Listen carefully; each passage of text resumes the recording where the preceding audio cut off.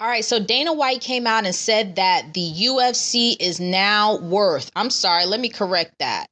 The UFC brand is now worth $7 billion. Dana White is such a troll, man. He is trolling all the fighters. The last time that they came out and sold the company for $4 billion, all the fighters went nuts. So after they put on the Reebok deal, the fighters all lost it, man. He just keeps shaking the cage. He keeps rattling the cage, man. These fighters, I don't know. I feel bad for the fighters having to hear this news. I really feel bad for the fighters, but let's get into it. People are saying, is it true?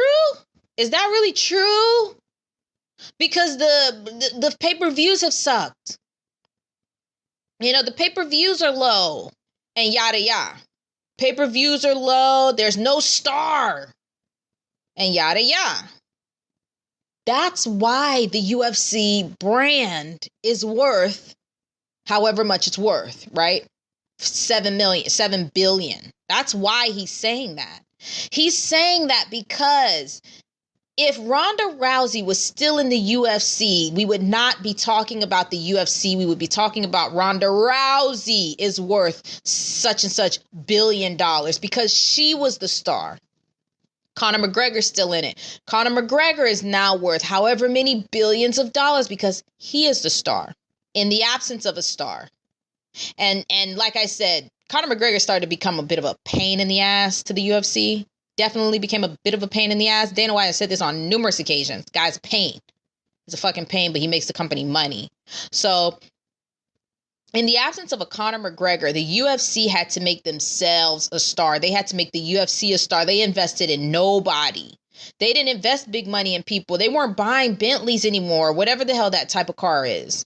They weren't buying extravagant gifts for their fighters anymore. Remember when Floyd Mayweather showed that, you know, at the press conference at the what press conference was the UK press conference, he held up his watch. He said, no, actually, what he said to Conor McGregor, he said, with that cheap ass watch you got on, that cheap ass watch, and then he pulled up his watch.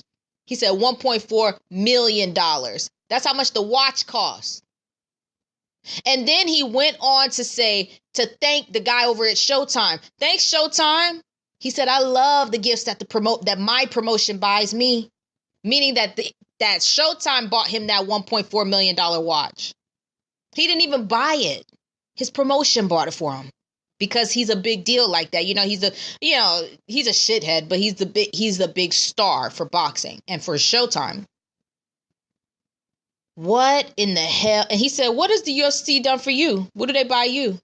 And then Conor McGregor was like, he was about to say something witty. He said, shut up. You know they ain't buying you shit. And I mention this all the time. I mention this moment because it was a very real, almost life lesson that Floyd was trying to teach Conor.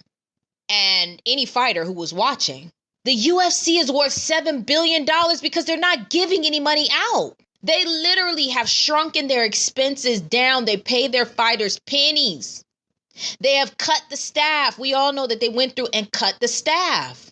Easy math right now. They sold the company for $4 billion. And now they just got the ESPN deal for $1.5 billion. We're at $5.5 billion right now. So now we have to make up another $1.5 billion. And all you have to do is make that up with shitty pay-per-views.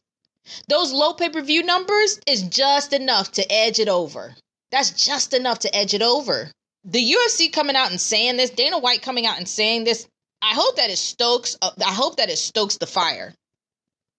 I hope that it really builds, throws a little bit more wood on this fire and really builds the fire inside of the fighters to start really organizing so that they can be paid what they're worth. These fighters should be millionaires. And I know some of them are just not even, there are some that I don't even like that. But all of them, they go out there, they've sacrificed their body, their mental health, everything. And it's like, and now we also have to ask them to sacrifice, leaving a little bit of money behind for their children? You know, because that's what it really boils down to. I understand, John. There are people like John Jones. They're just snorting the money. They're not thinking about anything but today. They're just snorting it. And that is what it is. You can't do much about that. But for the fighters like the James Vicks, these people just want to leave a little bit of money behind for their family, for their kids and their offspring and yada, yada, yada. Who else? Tyron Woodley is a great example of it. We know that he all about the money, and we know that he's not spending it on himself. Whenever you see Tyron on his little, not champ camp, but the thing that he does in between the champ camps, he's always buying something for his family, his mom, his children. He's doing something for his kids. He's a family man. A lot of these fighters are. Give them a little bit of something to if something happens to them in that cage, if something happens to them and they're out of the game, these guys have no skills and their brains are mush. What are they going to do? Nothing. They need money for they need to be saving up right now for a rainy day.